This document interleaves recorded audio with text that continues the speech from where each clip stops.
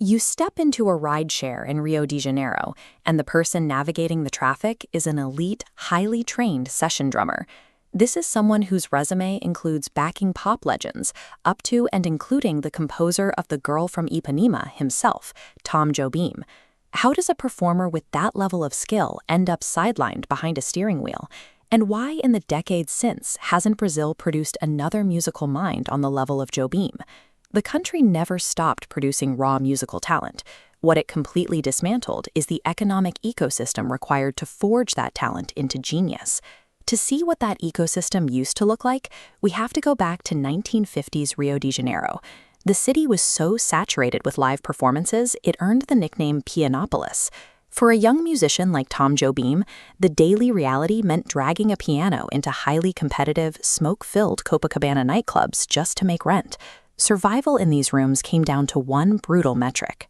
If you played well enough to keep the audience drinking and engaged at their tables, you kept your job. If you didn't, a competitor took your place the next night. That immediate, relentless consumer feedback loop forced musicians to invent new harmonies and rhythms to hold the room's attention, ultimately birthing the sound of bossa nova and an entire generation of global icons. True artistic greatness was forged in the fire of demand, hard work, and direct financial reward. But that organic relationship died in 1986. Brazil introduced a series of state-driven cultural incentive laws, most notably the Rouanet Law. The stated intent on paper was to protect artists and fund local culture. The reality in practice destroyed the market entirely.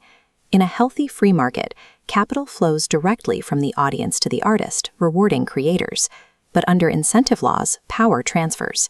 Tax revenue flows from the state straight into corporate marketing departments. The artist is sidelined, begging for a sliver of the budget. The state essentially acts as a pimp, handing public money to massive corporations, who then use musicians as cheap props for their own propaganda. When art is manufactured to satisfy bureaucratic checklists and corporate PR goals, instead of pleasing a paying public, the feedback loop dies. And without that loop, the environment required to create a genius goes with it.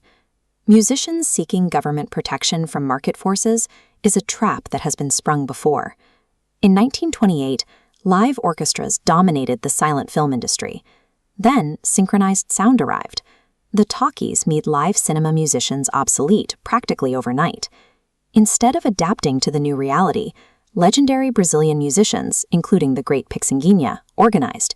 They went to the government to demand protection.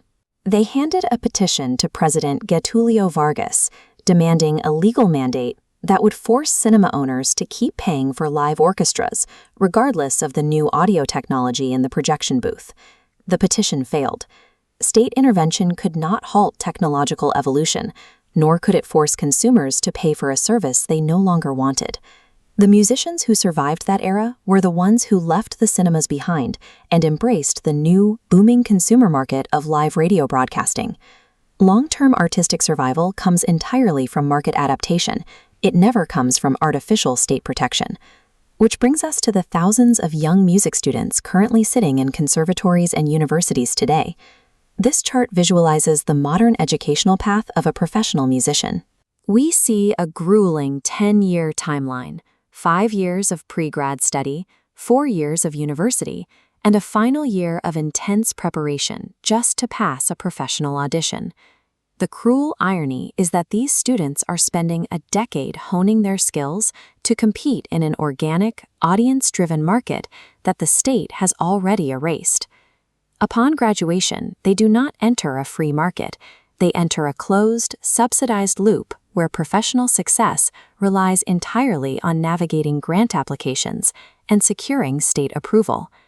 A system explicitly designed to ignore actual consumer demand cannot and will not produce a globally resonant artist. Cultural production is an economic activity. In any functioning economy, the consumer is the ultimate sovereign judge of what has value and what doesn't. Discovering the next Tom Jobim does not require better government grants or more cleverly written tax incentives. It requires abandoning state reliance entirely. If we want to see new musical legends rise, we have to tear down the bureaucratic protections and let artists step out of the subsidized shadows to face the fire of the real market once again.